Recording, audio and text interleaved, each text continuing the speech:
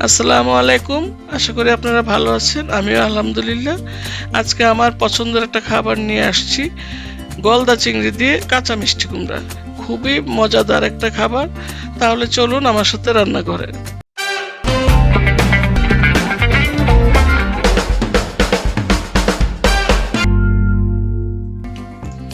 রান্না করতে আমার যা যা উপকরণ লাগবে আমি সব একটা একটা করে দেখিয়ে দিব এবং সাথে সাথে রান্নাটাও করব, আপনারা দেখতে থাকুন।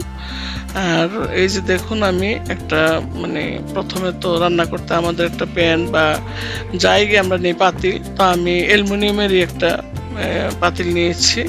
তো এখন নাকি আবার ফ্রাই প্যানে এগুলি খাওয়া যায় না, নন স্টিকিতে। তো এইভাবে আমি তেল দিলাম, হাফ কাপ তেল দিয়ে আমি বেশ কিছু গলদা চিংড়ি আমি দিয়ে দিলাম, কারণ এখানে বেশ বড় বড় সাইজের গলদা চিংড়ি 10-15টা লাগবে আর কি। একটু বেশি দিলেও ভালো, পরিমাণ অনুযায়ী আপনারা দিবেন, একটু বেশিও দিতে পারেন, কারণ চিংড়ি মাছটা কিন্তু অনেক স্বাদের, সবাই খেতে চায়, বাচ্চারা তো পাগলই। তো এভাবে একটু হলুদ লবণ দিয়ে চিংড়ি মাছটা ভালো করে আগে ভেজে নেবেন। ভেজে নিয়ে তারপর আমি এটার মধ্যে এক এক করে মশলা দিব। এখন এই যে দেখুন, ভাজাটা কি সুন্দর লাল টকটক হয়ে গেছে। তো আমি এখানে 1 চামচ পরিমাণ পেঁয়াজ দিয়ে দিলাম। তো পেঁয়াজটাও একটু আমি ভাজবো, কারণ পেঁয়াজটা একটু হাফ ভাজা করতে হবে। তো এই তরকারিটা রান্না করতে গেলে আমার একটু পেঁয়াজ বাটা লাগবে, একটু রসুন বাটা লাগবে, একটু আদা বাটা লাগবে। অল্প পরিমাণে আপনারা দিবেন, কারণ সবজিতে তো আমরা বেশি একটা রসুন পেঁয়াজ খাই না, কিন্তু যেহেতু এটা একটা স্পেশাল রান্না, ওইভাবে ভালো লাগে। আবার কাঁচা মিষ্টি কুমড়া দিয়ে আমরা মুরগি দিয়েও খাই, তারপর আপনারা খাসির মাংস দিয়েও খেতে পারবেন। অনেক টেস্টি একটা খাবার আর কি। তো এই যে মশলাটা গন্ধটা চলে গেছে, আমি এখন একটু পানি দিব। পানি দিয়ে আমি ভালো করে আবার এই আদা রসুনের গন্ধটা যাতে চলে যায় আমি কষিয়ে নিব।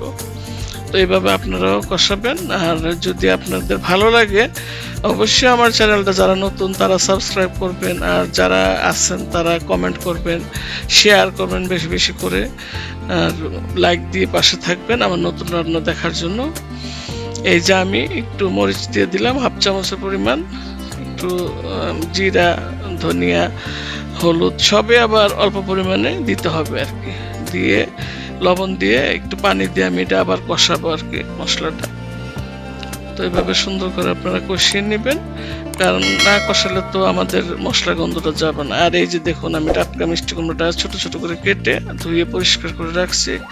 এখন এইভাবে আমি ইয়াতে দিয়ে দিব, দিয়ে এটা আবার ভালোভাবে কষাতে হবে আর কি মিষ্টি কুমড়োটা। এটা যদিও খুব কঠিন একটা রান্না না, কিন্তু এটা একটু আনকমন, অনেকে হয়তো এটা আপনারা জানেন না। মিষ্টি কুমড়ার কিন্তু কিছুই ফেলানো যায় না, সবই কিন্তু খাওয়া যায়।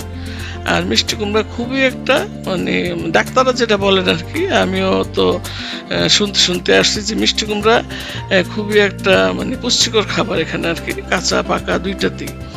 আর কিছু ফেলানো যায় না বলতে আমি যেটা বোঝাতে চাচ্ছি, মিষ্টি কুমড়ার পাকা চামড়া দিয়ে আপনারা ভর্তা করে খেতে পারবেন। আর আমি তো এই যে কচি যে চামড়াটা আছে এটা আবার কুচি কুচি করে আমি ভাজি করি, আর সাথে আলু সিম দিয়ে শীতের দিন অনেক টেস্ট হয়। তো এই যে দেখুন কি সুন্দরভাবে সবুজ কালারটা আছে, সবুজ কালারটা যাতে নষ্ট না হয় আপনারা এরকম সবুজ করে কষাতে থাকবেন আর কি। বেশ 10-15 মিনিটের মতন কষাবেন, আর একটু ঢাকনাটা উঠিয়ে বারবার একটু দেখবেন যাতে কালারটা নষ্ট নাই। এই যে আমার প্রায় কষানো হয়ে গেছে, আমি কাঁচামরিচ আর একটু টমেটো দিয়ে দিব। আমার আবার একটা কি, আমি সব তরকারিতে একটু টমেটো দিই। আমার এই যে আমার মুখে এত টেস্ট লাগে, অনেকেই দেয় না, তা আমি দিই। আপনাদের যদি ভালো লাগে আপনারা দিবেন, আর না দিলেও চলবে টমেটো। তো এই যে আমি এখন দিয়ে দিব যাতে মিষ্টি কুমড়াটা এখন মিষ্টি কুমড়া অলরেডি প্রায় রান্না হয়ে আসছে। একটু আমি ঝোল দিব পরিমাণ মতো, আপনারা আপনাদের পরিমাণ মতো ঝোল দিবেন। যদি ঝোল বেশি গান একটু দিতে পারেন, তবে আমি খুব বেশিও না কমও না, মিডিয়াম রাখবো। এই যে আমি 2 কাপ পরিমাণ মতন পানি দিয়ে দিলাম, অবশ্যই কুসুম গরম পানি দিবেন। তো দিয়ে আপনারা 10 মিনিট রান্না করলেই হয়ে যাবে। আর বরাবরের মতন আমি এই যে দেখুন, লবণটা কিন্তু আমি 2-3 বারে দিই। এই যে দেখুন সুন্দর হয়ে গেছে। আর যেটা বলছিলাম যে কোনো কিছু ফেলানো যাবে না বলতে, মিষ্টি কুমড়ার বিচিও কিন্তু অনেক উপকারী একটা জিনিস। ডাক্তাররা বলেন যে বিচি যদি আমরা খাই তাহলে আমাদের ডায়াবেটিস যাদের আছে এটা নিয়ন্ত্রণে থাকে। তো এই জন্য মিষ্টি কুমড়া আর কোনো কিছু ফেলানো যায় না আর কি, এটা পুরাটাই পুষ্টিগুণে ভরপুর। তো তো সবাই ভালো থাকবেন। আমার রান্না প্রায় শেষ। সুন্দর একটা ডিশে গরম গরম পরিবেশন করবেন। আর আপনারা অবশ্যই এটা তৈরি করে খাবেন, আমি বারবার বলছি, কারণ এটা অনেক পুষ্টিকর একটা খাবার। তো আল্লাহ হাফেজ, সবাই ভালো থাকবেন। আবার কোনো রান্না নিয়ে আপনাদের সামনে হাজির হয়ে যাব।